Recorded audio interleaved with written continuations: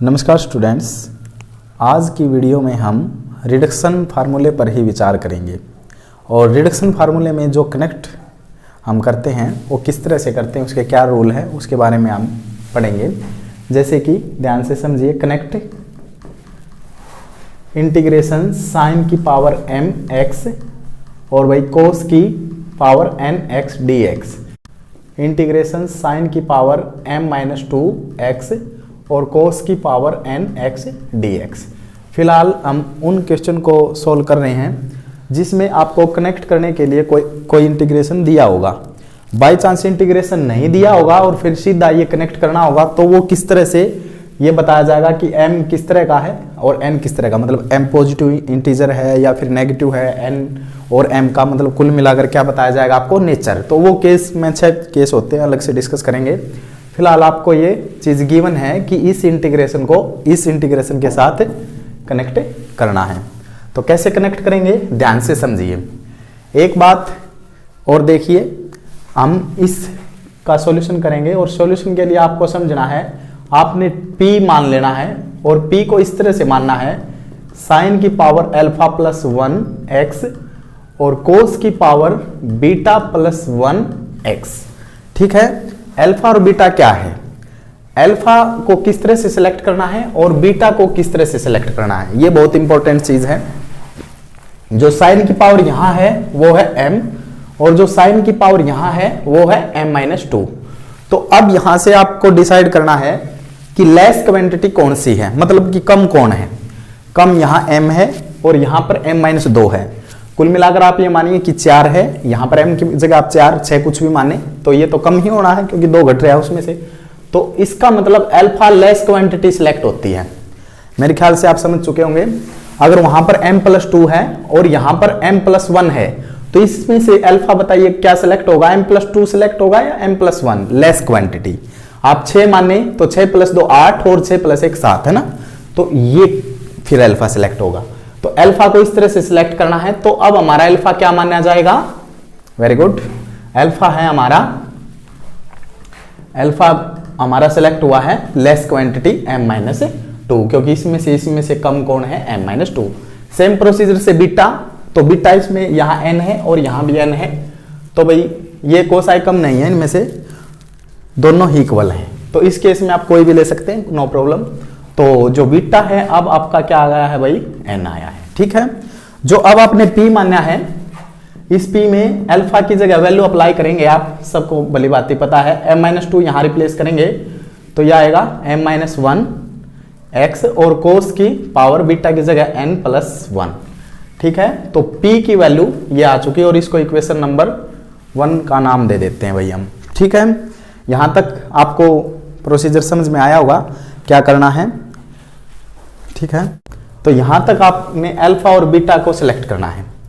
Alpha beta को select करने के बाद अब आपने क्या करना है, with respect to x p का डेरिवेटिव करना है।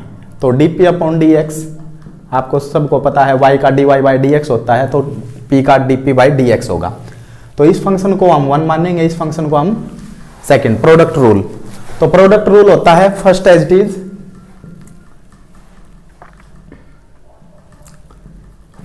इज और फिर सेकंड का derivative. First as it is, second का डेरिवेटिव, तो पावर आगे, फिर एक पावर कम करें, तो कम करेंगे तो क्या आएगा n, और फिर बेस का दोबारा डेरिवेटिव, कोस का माइनस साइन x। ठीक है, तो ऐसे फिर प्लस का चिन्ह आता है। अब फर्स्ट टाइम में मतलब अब सेकंड का किया था तो अब की बार फर्स्ट का करना है, तो m-1 आगे आएगी पावर और इसकी एक पावर डिक्रीज, साइन की पावर m-2x और फिर यहां पर बेस का दोबारा, तो साइन x का कोस x, और फिर जो दूसरा है भाई वो एज इट इज लिखना ना भूलें। आया है ना समझ में।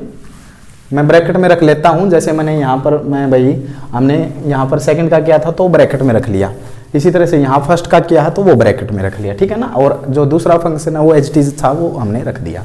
अब देखिए यहां से आगे हम क्या करेंगे, ये अब इसको थोड़ा हम अरेंज वे में लिखेंगे, जैसे कि ये माइनस आगे लिख लेंगे और ये n+1 को भी आगे लिख लेंगे। ठीक है, n+1 को आगे लिख लिया, माइनस को आगे लिख लिया।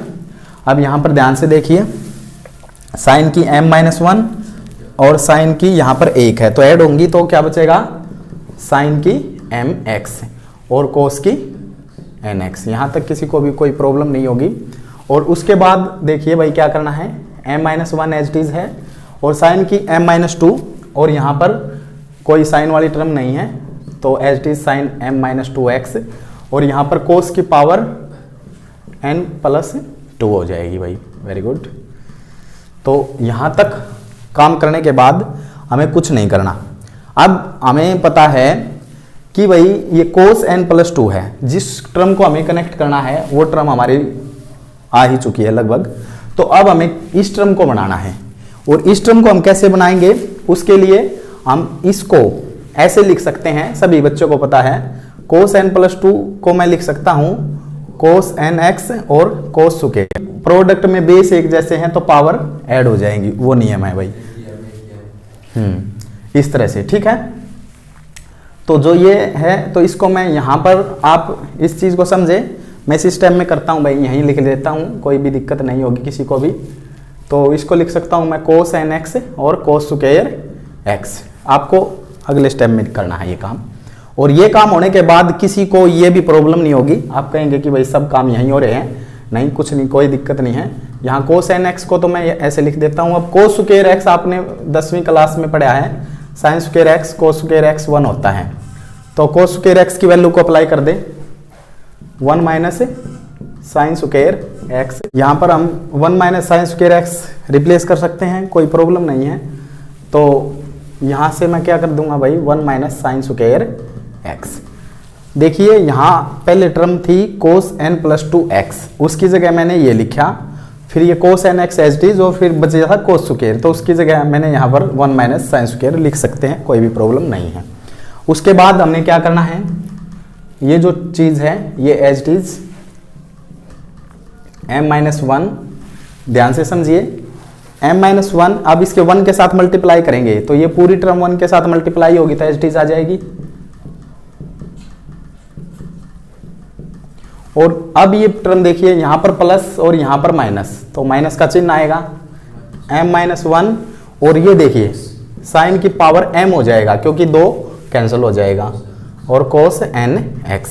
सभी बच्चों को यहाँ तक बिल्कुल समझ में आया होगा। यहाँ तक समझ में आने के बाद आपने क्या करना है भाई, ध्यान से समझिए। अब आप इस टर्म को लिखेंगे, यहाँ पर जो टर्म ये थी आप लिख सकते हैं, चलो मैं लिख लेता हूँ, आपको फिर सही समझ में आएगा। n+1 और साइन की पावर mx और कोस की पावर nx। यहाँ से इस टर्म को, और भाई इस टर्म को ध्यान से देखिए, इसमें से साइन की पावर m कोस की पावर n कॉमन लिया जा सकता है, ठीक है। तो हम ऐसा ही काम करेंगे, तो माइनस भी मैं इसमें से कॉमन लूंगा तो n+1 इसका यहाँ बचेगा और इसका m-1 यहाँ बचेगा, किसी को भी कोई दिक्कत नहीं होगी। माइनस हमने कॉमन लिया है तो ये टर्म और ये, और जो इसका साइन की पावर mx कोस की nx हमने कॉमन लिया भाई, ये टर्म है। और ये तो देखिए यहाँ पर लिख दिया, माइनस इसका बार लगा दिया तो n+1 ये रहा, ये माइनस वहाँ लगा दिया था और ये यहाँ रहा, ठीक है। इतना काम होने के बाद ये जो चीज है m-1 साइन की पावर m-2x कोस की पावर nx, ठीक है। अब आपको समझ में आ चुका है कि मैं क्या बनाना चाह रहा था, इस इंटीग्रेशन को बनाना चाह रहा था, मतलब इस वैल्यू को बनाना चाह रहा था। तो देखिए साइन की m-2 और कोस की n बन चुका है, ठीक है। अब हमें क्या करना है भाई, यहां पर हमारा चल रहा था क्या, dp/dx, उस तरफ dp/dx ही चल रहा है, देखिए तो dp/dx। अब आपने क्या करना है, ध्यान से समझिए, पहले आप यहां थोड़ा सोल्व कर ले, 1 से 1 कैंसिल कर लें, ठीक है, हो रहा है। तो अब यहां से एक बात समझे भाई, दोनों तरफ आप लिखेंगे इंटीग्रेशन ऑन बोथ साइड। तो इंटीग्रेशन करेंगे तो डेरिवेटिव और इंटीग्रेशन एक दूसरे के उल्टे होते हैं, तो ये वापस p आ जाएगा। आपने p की वैल्यू को निकालना है, फिर माइनस में यहाँ पर जो ये n+m को तो बाहर रख लेंगे और इंटीग्रेशन इस टर्म पर साइन की mx कोस की nx, और फिर यहाँ पर dx तो जरूर लगेगा भाई। और फिर उसके बाद फिर m-1 को बाहर रख लेंगे, इंटीग्रेशन फिर इस टर्म पर साइन की m और कोस की एन एक्स डी एक्स। कई बच्चे डी एक्स नहीं लगाते भाई, इंटीग्रेशन लगाते थे। अरे इंटीग्रेशन लगाओगे तो भाई ये तो बताना पड़ेगा किसके रिस्पेक्ट में इंटीग्रेशन है, तो ये अनिवार्य चीज है। अब आपकी पी की वैल्यू आ चुकी है भाई। अब आपने कुछ नहीं करना, जिस इंटीग्रेशन को आपने कनेक्ट करना है, इस इंटीग्रेशन को कनेक्ट करना है, इस इंटीग्रेशन को उस तरफ ले जाओ, बाकी चीज को उस तरफ ट्रांसफर कर दो। तो ऐसा करने के बाद आपको मिलेगा ये जो टर्म है इसको आपने कनेक्ट करना है। देखिए ये इंटीग्रेशन है तो इसको उस तरफ लेंगे तो n प्लस एम और भाई साइन की एम एक्स और भाई कोस की एन एक्स डी एक्स। यहाँ तक समझ में आया होगा सभी को। और फिर ये माइनस में p भाई, ठीक है। और फिर जो ये है ये एच डीज। यहाँ तक किसी को भी कोई प्रॉब्लम नहीं होगी। अगर किसी को भी कोई भी प्रॉब्लम नहीं है तो यहाँ पर p की वैल्यू रख दे बाई इक्वेशन 1। मैंने एक इक्वेशन बनाई थी जो p की वैल्यू आई थी वही यहाँ पर सब्स्टिट्यूट कर दे, तो इसीलिए मैंने अब लिखता हूँ मैं ये p की वैल्यू। आपने अगले स्टेप में ही करना है ये काम भी। तो p की वैल्यू बताइए भाई क्या है। तो ये माइनस का p था तो वो माइनस तो यहाँ पर रहेगा भाई, माइनस का p था क्योंकि p इस तरफ आया था। तो साइन की m माइनस 1 एक्स और कोस n प्लस 1 एक्स, ठीक है, यही वैल्यू थी देखिए। और भाई जो भी ये इंटीग्रेशन है ये एच डी एम और साइन की m माइनस 2 और कोस की एन एक्स डी एक्स। अब केवल लास्ट स्टेप है, हमने केवल इस इंटीग्रेशन को कनेक्ट करना था, ये टर्म नहीं थी वहां पर। तो इस टर्म को आप, ये गुणा में है इस तरफ, तो यहां से कैंसिल होकर ये यहाँ पर अलग से भाग में आ जाएगी, यहाँ पर भाग में आएगी, दोनों के भाग में जाएगी फिर अलग अलग। तो ऐसे लिख सकते हैं, या फिर पूरे के भाग में लिखेंगे तो यहाँ पर बाहर निकाल सकते हैं। तो अब देखिए आपने इस इंटीग्रेशन को इसके साथ कनेक्ट कर दिया है। तो हमने ऐसे ही कनेक्ट करना था। अगर फिर भी आपकी कोई समस्या है तो आप बता सकते हैं, कोई भी दिक्कत नहीं है। हमने क्या किया, पी को हमेशा इसी तरह से मानना है, अल्फा और बीटा को किस तरह से सिलेक्ट करना है, लोवेस्ट इनमें से लोवेस्ट अल्फा, इसमें से लोवेस्ट बीटा, और यहाँ पर वैल्यू को रख के पी आ जाएगा। फिर उसका डिफ्रेंशिएशन कर दे प्रोडक्ट रूल से। करने के बाद फिर इसमें से कॉमन ले ले यहाँ इस तरह से, और फिर एक बार इंटीग्रेशन कर दे। यहाँ पर लिख दें कि integrate on both side with respect to x. तो मेरे ख्याल से किसी को कोई समस्या नहीं होगी। और यहाँ पर हमने एक इक्वेशन बाई 1 से हमने किसकी वैल्यू रखी है, p की, वो आप लिख दें। बाकी कोई भी समस्या नहीं है। अगर फिर भी कोई समस्या हो तो कमेंट बॉक्स आपके लिए ही है, आप बता सकते हैं। देखिए भाई अब नेक्स्ट सवाल देखते हैं। आपने पिछली प्रॉब्लम में किया है, ये इंटीग्रेशन था और इसके साथ कनेक्ट किया था। अब इस प्रॉब्लम में थोड़ा चेंज कर देता हूं। अब आपकी पावर है साइन की पावर m+2, ठीक है। कैलकुलस में ऐसे ही है और बिल्कुल आसान है। और फिर आप सबके साथ कनेक्ट कर सकते हैं ये प्रॉब्लम, और समझ लीजिए कोई भी प्रॉब्लम नहीं आएगी आपको। देखिए हम p को इसी तरह से लेट करेंगे, सॉल्यूशन वही रहेगा, साइन की अल्फा प्लस 1x और कोस की बीटा प्लस 1x। और अल्फा को भी उसी तरह से सिलेक्ट करना है और बीटा को भी उसी तरह से सिलेक्ट करना है। अल्फा यहाँ पर m है, यहाँ पर m+2 है, तो लोएस्ट बताइए m ही होगा, शाबाश। तो ये सिलेक्ट होगा।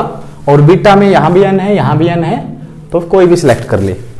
तो अब p जो बनेगा वो क्या बनेगा, साइन की m+1 है ना, अल्फा की जगह m आया है देखिए, और कोस की n+1 ऐसे आया है भाई। फिर आपने क्या करना है, वही डेरिवेटिव करना है विद रिस्पेक्ट टू x करें। तो इसको फर्स्ट माने, इसको second, first as it is, second का डेरिवेटिव, प्रोडक्ट रूल लगा रहा हूं मैं डेरिवेटिव का।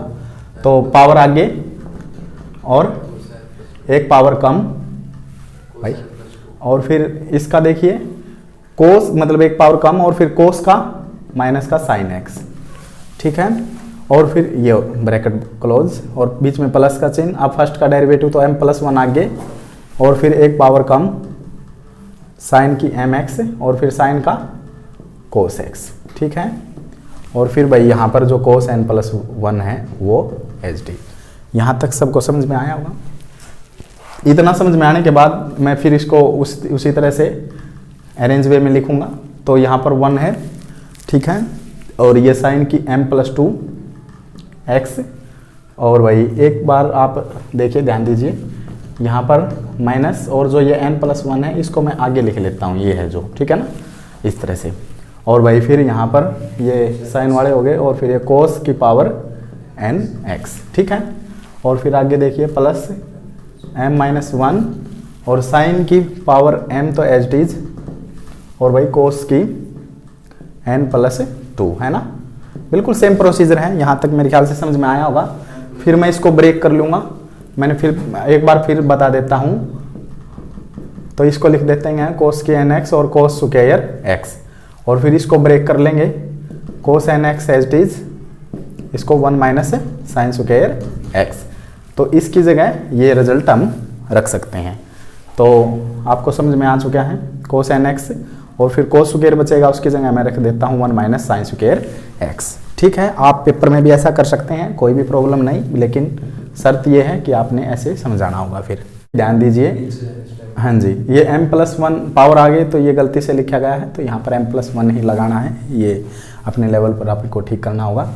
ये गलती से वैसे मिसप्रिंट था, आप ध्यान से समझे, बिल्कुल ठीक है। अब इसके बाद देखिए भाई क्या करना है आपने, ये जो टर्म है इस टर्म को एज इट इज लिखें, और फिर देखिए क्या करना है, इसकी फिर मल्टीप्लाई करें। आप सभी को पता है m+1 और भाई साइन वही 1 के साथ है और cos के nx ये, और फिर यहाँ पर प्लस और ये माइनस हो जाएगा m+1, और फिर यहाँ पर हो जाएगा साइन m+2x और cos nx। यहाँ तक काम हुआ भाई। इस काम के होने के बाद अब आपको सभी को पता है कि देखिए साइन m+2 और जो इंटीग्रेशन के साथ आपने कनेक्ट करना था वो इंटीग्रेशन आ चुका है, और जरूर आएगा भाई, चाहे यहाँ आप n+2 ले, वो सभी एज इट इज करते रहे आप, कोई भी समस्या नहीं आने वाली आपको, अपने आप ही बनेगा, आपको कोई दिक्कत नहीं, मैथ है ये। तो इतना काम होने के बाद आपने क्या करना है, आपने ये बात समझनी है कि यहाँ पर ये टर्म है और यहाँ पर ये टर्म है, मतलब ये एज इट इज यहाँ आनी है, तो कॉमन लेंगे, और कॉमन आप सभी बच्चे हैं, समझदार हैं, तो माइनस और माइनस यहाँ, और n+1 और ये m+1, वेरी गुड। पिछले सवाल में m-1 था, यहाँ m+1 है, कोई प्रॉब्लम नहीं है हमें। अब यहाँ पर देखिए ये चीज़ इनकी कॉमन है यहाँ पर, तो ये कॉमन चीज़ ऐसे, कॉमन टर्म को आपको ऐसे अरेंज कर लेना है। आया है ना समझ में। अब ये जो दो टर्म है ये एक में बांध दिया हमने ऐसे, और ये चीज़ है जो भाई ये क्या करनी है आपने, ये है जो ये एच डी लिख देनी है भाई, करना क्या है, समझ में आया होगा मेरे ख्याल से सभी को। यहाँ तक होने के बाद अब आपको सभी को पता है कि यहाँ पर भाई dp/dx तो चल ही रहा था, देखिए, और इतना होने के बाद अब की बार ये 1 काटना नहीं है, नहीं कटेगा, हाँ जी। तो ये बन जाएगा भाई आपका, अब आपने देखिए ध्यान से देखिए, तो ये बन जाएगा n+m+2, इस तरह से n+m या m+n+2 आगे पीछे लिख सकते, कोई प्रॉब्लम नहीं है। साइन की m+2x cos की nx, ठीक है। और फिर है भाई यहाँ पर m+1 साइन की, ये एच है भाई, कोई भी प्रॉब्लम नहीं है इसमें, यहाँ तक समझ में आया होगा। और ये है भाई इस तरफ dp/dx, वही लिखेंगे integrate on both side with respect to x। तो इंटीग्रेट करेंगे तो यहाँ पर p की वैल्यू निकालनी होती है, आपका ये मोटिव होता है। तो जो ये टर्म है ये एच रहेगी, क्योंकि कांस्टेंट भाई इंटीग्रेशन से बाहर आ जाता है।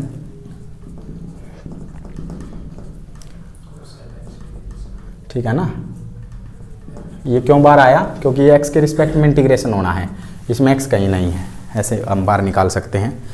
तो इंटीग्रेशन यहाँ करेंगे तो डेरिवेटिव इंटीग्रेशन एक दूसरे के दुश्मन, तो p आ जाएगा, ये बार तो यहाँ इंटीग्रेशन, और ये भी ऐसे m+1 को हम बार लिख सकते हैं और इस पर इंटीग्रेशन हो जाएगा भाई, ठीक है। अब आपने क्या करना था वो पढ़िए, इस इंटीग्रेशन को कनेक्ट करना था इस इंटीग्रेशन के साथ। तो वो कैसे कनेक्ट होगा, तो इस इंटीग्रेशन को, ये प्लस का है तो हमें प्लस का ही रखना होता है ये, क्योंकि वहाँ भी प्लस का है। तो पहली बार ये हमारा माइनस का था तो उस तरफ ले गए थे, है ना। अब की बार ये प्लस का तो इसको इस तरफ रख लेंगे, है ना भाई, वो तो कैसे भी कर सकते हो, इसको इस तरफ रख लेंगे, इसको ट्रांसफर कर देंगे उस तरफ। तो यहाँ पर आ जाएगा p और प्लस में ये पूरी चीज़, और p की वैल्यू अप्लाई कर ले आप, ठीक है ना। मैं एक ही स्टेप में कर रहा हूँ, आप इतने समझदार हैं कि कर सकते हैं। तो P है जो उसकी वैल्यू रख लेता हूँ साइन m प्लस 1 x कोस n प्लस 1 x। तो P की वैल्यू को रख दिया और ये जो चीज़ है ये इस तरफ आ जाएगी भाई, ये प्लस में हो जाएगी और साइन m प्लस 2 कोस n x dx। यहाँ तक समझ में आया होगा। और भाई बराबर में बचेगा m प्लस 1 और इंटीग्रेशन आ जाएगा साइन m x कोस n x dx। ठीक है, तो अब आपने कनेक्ट करना था इस इंटीग्रेशन को इस इंटीग्रेशन के साथ, लेकिन m प्लस 1 नहीं था यहाँ पर, है ना, नहीं था ना। तो इस m प्लस 1 को आप वहाँ पर देंगे तो इस तरह से ये भाग में जाएगा। तो हम अलग अलग अप्लाई कर देते हैं, यहाँ m प्लस 1 अलग आ जाएगा और यहाँ m प्लस 1 अलग आ जाएगा। तो भाई देखिए आपने ध्यान गौर किया होगा, इसको उस तरफ लिख सकते हैं, इसको उस तरफ, वो कोई बात नहीं है, बराबर में है चीज़। तो इस इंटीग्रेशन को आपने इसके साथ कनेक्ट कर दिया, ऐसे आपने कनेक्ट करना है। अगर फिर भी कोई समस्या हो तो आप फिर भी बता सकते हैं। ठीक है, समझिए, अगर कोई भी प्रॉब्लम आए तो आप बता सकते हैं कमेंट बॉक्स में, मैं फिर कह रहा हूँ आपके लिए ही है। तो इसको नोट कीजिए। और मैं अब ये कुछ ऐसे सवाल थे जैसे कि अब इस इंटीग्रेशन को आप इसके साथ कनेक्ट खुद करके देखिए, कोस n प्लस 2x, ये आप कर सकते हैं, कोई प्रॉब्लम नहीं है। या फिर यहाँ पर माइनस लेकर देखें, फिर भी आपका काम होगा आराम से, बिल्कुल प्रोसीजर यही रहेगा। अगर कोई दिक्कत आए तो आप बता देना भाई, हम फिर इस पर एक लेक्चर ले लेंगे। लेकिन मैं गारंटी देता हूँ कि आपको इसमें समस्या नहीं आएगी, अगर आपको कंसेप्ट समझ में आया होगा तो। ठीक है, तो अब इसके बाद मैं अब बताता हूँ कि कोई भी इंटीग्रेशन देगा और डायरेक्ट कनेक्ट करवाएगा, तो आपको कैसे पता चलेगा कि किसके साथ कनेक्ट करवाना है। 6 नियम हैं, 6 के 6 ध्यान से समझिए, m और n के नेचर पर आधारित होंगे। तो ध्यान से समझिए, वो होने के बाद बस आपको ये पता चल गया कि भाई कनेक्ट किसके साथ करना है, तो कनेक्ट तो करना आपको आ चुका है। तो आपको ये पता चलना चाहिए कि भाई कनेक्ट किसके साथ करना है ना, तो फिर प्रोसीजर आप कर देंगे। तो वो लेक्चर और वो जो चीज़ है और बताकर हम इसको समाप्त करेंगे, तो कनेक्ट वाला आपका पोर्शन भी कंप्लीट हो जाएगा। तो रिडक्शन फार्मूला इंपॉर्टेंट है, इसको कीजिए। नेट, गेट, BSc, MSc सब के लिए इंपॉर्टेंट है, ध्यान से समझिए।